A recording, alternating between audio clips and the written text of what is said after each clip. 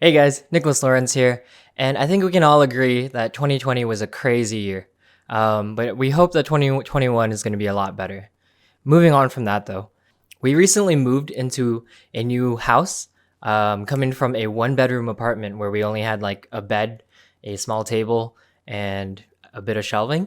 So I get the opportunity in 2021 to basically kit out my entire home. So today we're going to be talking about the TCL 4K Smart LED, the 50-inch version. If you need a model number, it's 50S435. Um, and this is something that we ordered on Amazon because we did need a TV and I wanted a 4K TV. And I ordered this without really looking too much into it because of the price range. It's priced only at $280, and that sounded perfect for me at the time. So without further ado, let's go look at it.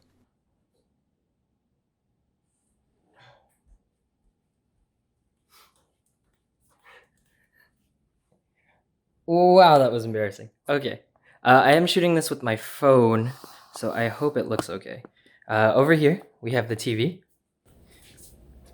A little smaller than you think. First off, let's get that nice peel in.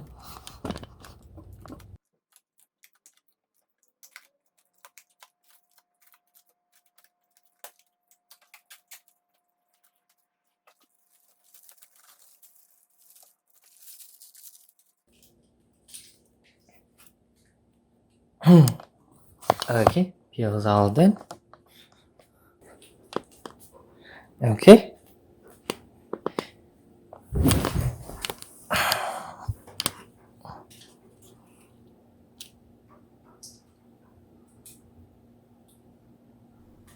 Okay, so I switched over to my microphone so I could talk over this. That was just the 1080p, which I wanted to show for a second. And then we switched it over to 4K. And once this is done thinking about it, or loading on the 4K version of this content, you're going to see that the color reproduction between the 1080p and 4K is actually pretty similar. That's due to the 4K upscaling that this monitor automatically does with any 1080p footage that you watch onto YouTube or Amazon or Netflix or whatever. One thing to note here is that the color contrast does sometimes look exactly as it does right here in this video. You can see that here between the dark blue and the middle area where it's a lighter blue. That shows exactly the same. Now back to me again.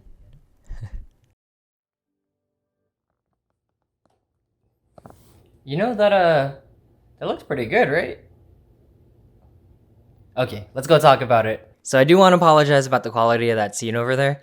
That was shot on my Galaxy S10 Plus, which, while does look good, it does some post-processing stuff to make it look better. So you're not really getting the true quality. As well as that, this is a 1080p video. But that's not the important part right here. What we want to do is talk about the TCL 4K Smart LED TV. First things first, let us just... Perfect. Okay, so this is what we're looking at. It will be linked down below if you do want to buy it. It does say pairs 4K Ultra HD picture clarity with HDR for most lifelike picture. What we were watching on earlier was actually the cinematic mode. I tend to favor the cinematic mode for everything because it is basically what the maker of the video wants you to see it as, cinematic or movie mode. Let's look at the literature here. It says, though a few things I do want to point out here in this listing, where right here, it's for the HDMI port is not an HDMI 2.1. So when it says 120 hertz refresh rate, you cannot do that when you have it plugged in through an HDMI, USB, Wi-Fi, or even the Ethernet cord. I've tried all of them, and none of them let me do anything past 60 hertz. It is just same as a regular 60 hertz refresh rate.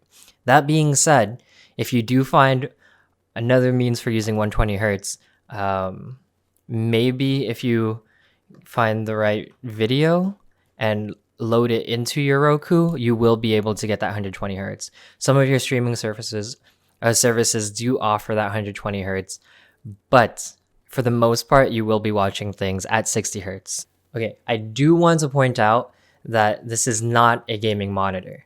$280 is not even the price of a good monitor, honestly. So I don't know what you're expecting from a television. Now, if you are using it just to casually watch television with your family, or with yourself, just hang out with the boys, maybe put the game on, something like that, then honestly, this monitor is going to work perfectly fine for you. For other uses, not so much. It is LED, it's not OLED, so you don't get the deepest blacks and etc. But for the price, it does what you want it to do. I've been watching it for a few days now, but we finally just took the peel off just because I wanted to leave it for the video, and it was well, it was driving me crazy for a little while there, but I needed to show the peel, you know, to make it appealing. All being said and done, this TV is really nice. Especially for me who's ever had to buy a TV before. I can't tell the difference between a lot of things when it comes between this TV and a more expensive one, like when you go shopping at Target. For the most part, they all work the same for me. And that's because of the technology behind it. They're all LEDs, so I know that they're gonna last a little while. They're better on the energy saving, but they do have problems, especially when you get sunlight on them, and they can get a little hot. What I would give this is maybe like a 4.5 out of 5 stars, which is literally what the review on Amazon is. It hits, but it don't hit the niche market. If you want to use this, say, on a PS5 or the Xbox Series X, it's not going to work. Why? Because that HDMI port. That HDMI port is not HDMI 2.1, which is what's needed in order to stream higher refresh rate video at 120 hertz.